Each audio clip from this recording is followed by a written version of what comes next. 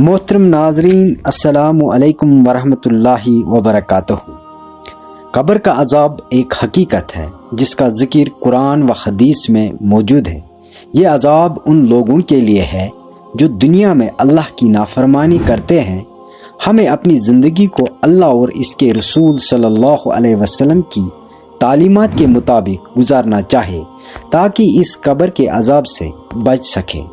दोस्तों, इसी हवाले से आज हम एक ऐसे शख्स के बारे में बात करेंगे जिस शख्स का नाम अली होता है और एक हिंदुस्तान के एक छोटे से कस्बे में रहते थे और इस पर अल्लाह का अजाब कैसे आया और कब्र का अजाब इस पर कैसे गुजरा, इसी हवाले से आज हम इस वीडियो में बात करते हैं। दोस्तों, वीडियो के एंड तक ज़रूर बने रहना और इस वीडियो से सबक हासिल करना ताकि अपने गुनाहों से, ऐसे बड़े गुनाहों और छोटे गुनाहों से इंसान बच सके।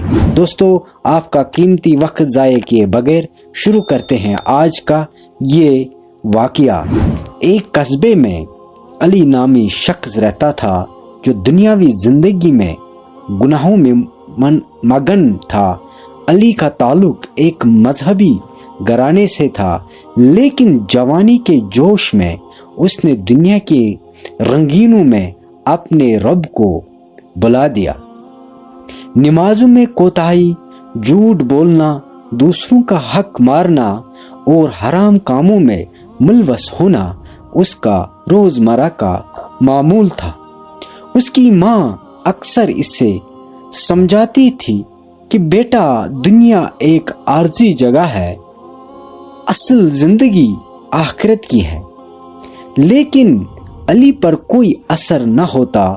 वो हर नसीहत को नज़रअंदाज करके अपनी ख्वाहिशात के पीछे भागता रहता था। एक दिन अली की माँ ने ख्वाब में देखा कि अली की मौत हो चुकी है और वो एक अंधेरी तंग कब्र में है।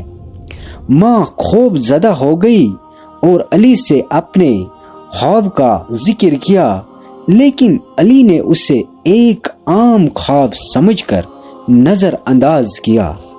जिंदगी इसी तरह गुजरती रही। चंद साल बाद अली बीमार हो गया। बीमारी ने इसे बिस्तर पर डाल दिया और इसकी हालत दिन ब दिन खराब होने लगी।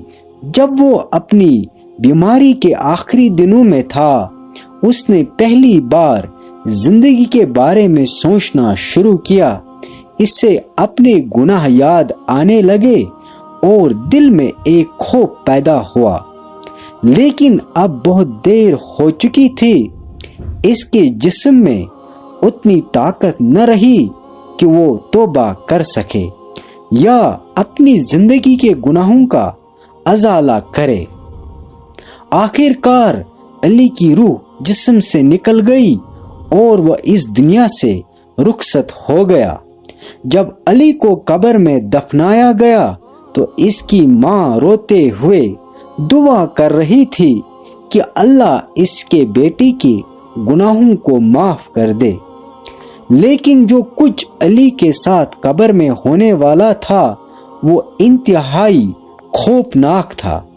रात के अंधेरे में जब सब लोग कब्रिस्तान से वापस चले गए तो कब्र में मुनकर नकीर दो फरिश्ते अली के पास आए। उन्होंने अली से सवालात करने शुरू किए। तेरा रब कौन है? तेरा दीन क्या है?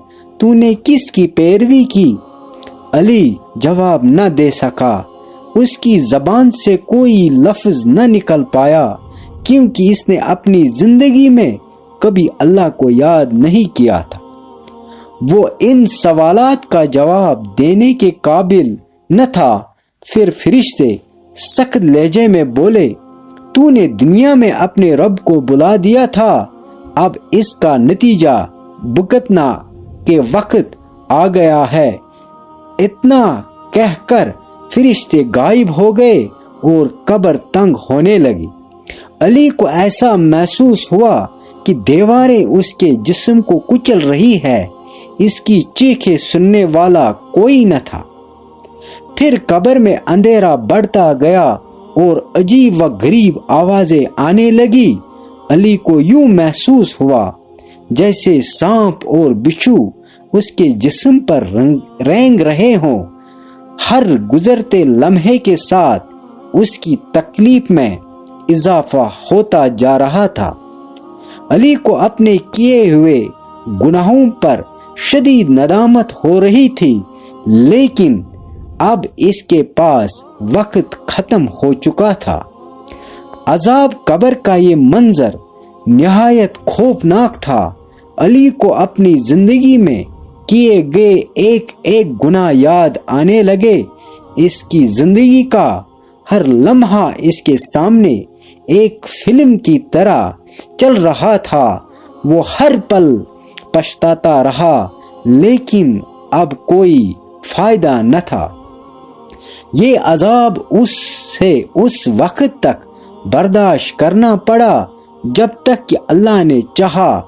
علی کی روح عذاب میں مبتلا رہی اور وہ قبر کی تنہائی میں اللہ سے معافی مانگتا رہا، لیکن دنیا میں گناہوں کی زندگی کا خمیازہ اسے آخرت میں بھگتنا پڑا۔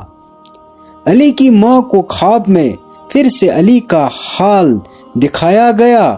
اس نے علی کو ایک تنگ و تاریک قبر میں چیختے ہوئے دیکھا۔ وہ گھبرایا کر اٹھ بیٹھی اور اللہ کے حضور دعا کرنے لگی کہ یا اللہ میرے بیٹے کو بخش دے۔ لیکن علی کی زندگی کا سبق یہ تھا کہ انسان کو موت سے پہلے اپنے گناہوں کی معافی مانگ لینی چاہیے اور اللہ کی راہ پر واپس آ جانا چاہیے، ورنہ عذاب قبر کا سامنا ہر گناہ گار کو کرنا پڑے گا۔ یہ واقعہ ہمیں یاد دلاتا ہے کہ دنیا کی زندگی ایک امتحان ہے اور اس کے بعد آنے والی زندگی کی تیاری کرنا ضروری ہے، ورنہ انسان کو قبر میں عذاب اور آخرت میں ہلاکت کا سامنا کرنا پڑ سکتا ہے۔